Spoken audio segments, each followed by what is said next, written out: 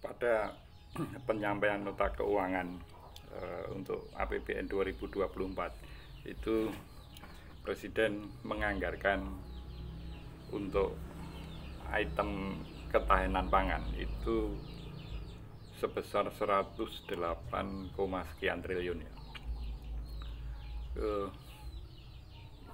Kenapa pangan itu menjadi perhatian yang sangat penting, karena yaitu menyangkut urusan perut rakyat. Pada unggahan yang lalu saya sempat mengungkapkan adanya kesulitan petani untuk mengakses pupuk. Kemudian beras kita juga masih harus mengimpor dari Vietnam dan Thailand. Kemudian kedelai juga kita masih harus mengimpor dari Amerika, Argentina, dan Brasil.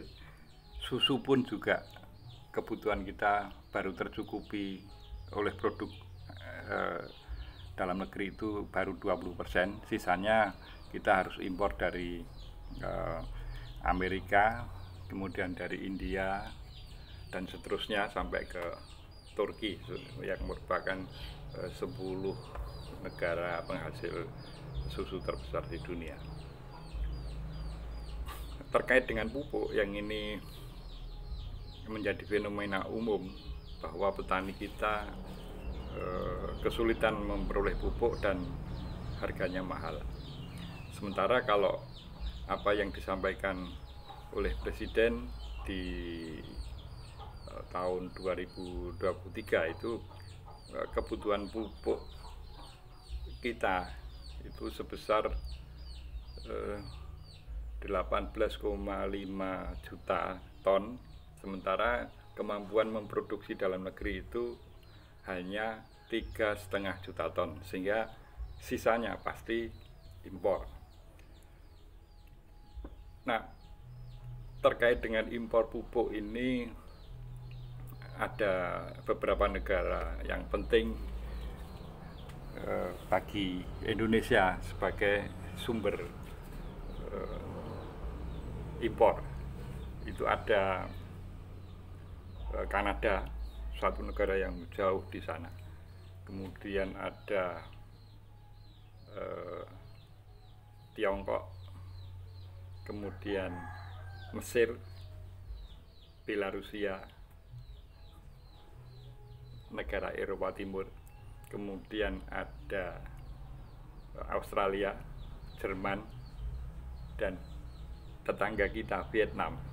Itu negara-negara yang menjadi sumber impor bagi ketahanan pangan di Indonesia.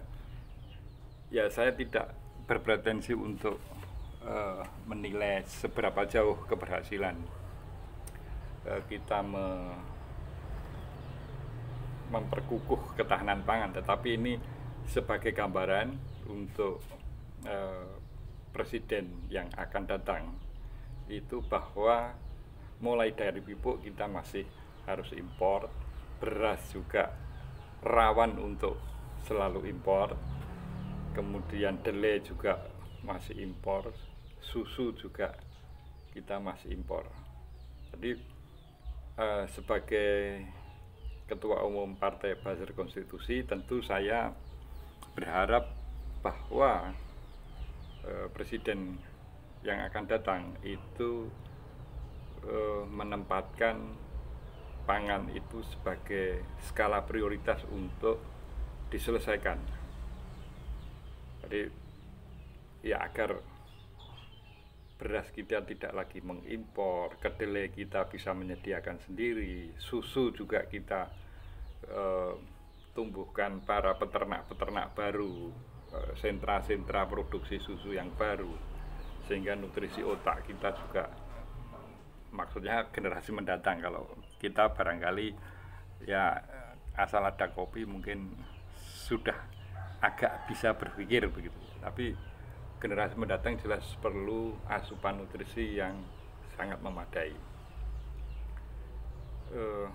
Kemudian pupuk ya, itu kalau semua minimal 4 tadi pupuk kita bisa mandiri, beras kita bisa mandiri, kedelai kita bisa mandiri, susu kita bisa mandiri, maka peluang untuk menatap Indonesia di tahun 2045 itu betul-betul kita berada pada fase keemasan.